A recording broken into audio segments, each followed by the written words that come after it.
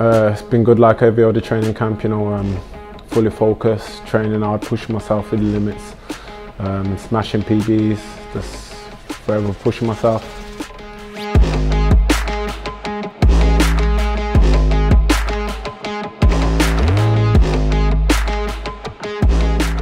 Yeah, it's good. The energy in the gym's always high. You know, being on the same bill as my gym mates as well, it's good. You know, obviously Sam brings a lot of energy, Casey does as well, and many of the other people on the undercard as well. Exciting fighters, so it's a good card, a great card for the fans to see.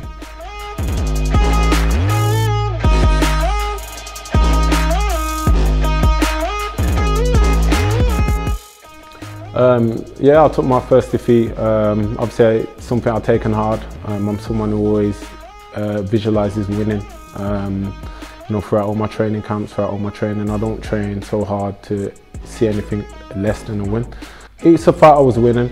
You know, Craig's a decent fighter, but it's a fight I was winning. I'd love to obviously get that back and run it back. It's not something where I'm going to be chasing or looking, because I'm still going to just focus on my career. I always say if I keep winning, which I'm sure I'm gonna, and he does, then I'm sure our paths will cross again anyway. But for me, it's just, you know, I'm just gonna come harder, you know, more aggressive with my approach towards my fights, which is not saying it wasn't before, but it's just because I've tasted that and I know the feeling of it. I'd never want to taste that again.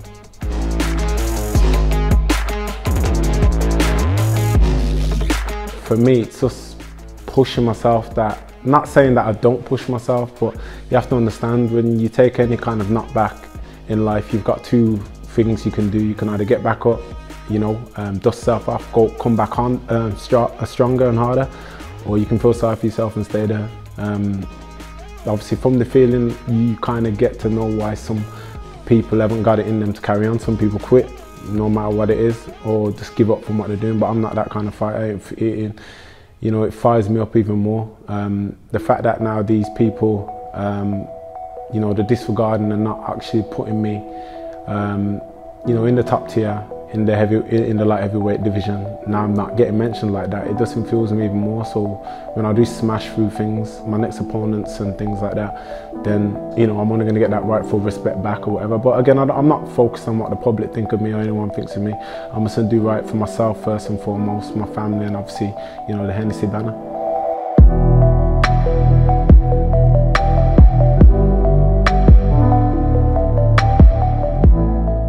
For me, I'd like to obviously move forward, but if it was a fight where I could, you know, rematch Craig for it, then 100% I'll take it in a heartbeat. But obviously, all boxers are in boxing to move forward. I'm not trying to look back and come back. I'm not saying I'm, you know, past that like that or anything, but I want to just keep moving forward in my career. I'm getting older, and obviously I want to move forward, you know, into the world scene and things like that, which I believe I'm capable of mixing it with, you know, those kind of fighters for sure. But again, one step at a time. In the UK scene for fighting boxing, there's many talented fighters. If you just look at the, you know, the top 10 and things like that, and even a bit lower from that or whatever, there's a lot of talented names there, a lot of talented fighters. So, you know, a lot of them fights are, you know, you can make almost British level fights anyway, or, you know, high level fights. So, as you said, you know, the gap between British and European, it's not that big of a, you know, much of a gap now, with the kind of operators we've got in the UK scene for sure. Decent performance, man. I'm coming out. I'm definitely gonna be on the, you know, on the aggressive side, on the actual spell to make an impact, and, you know, big impact to let them know that, look, I'm back, man. I've got to do that and make a big statement, and that's what I plan to do.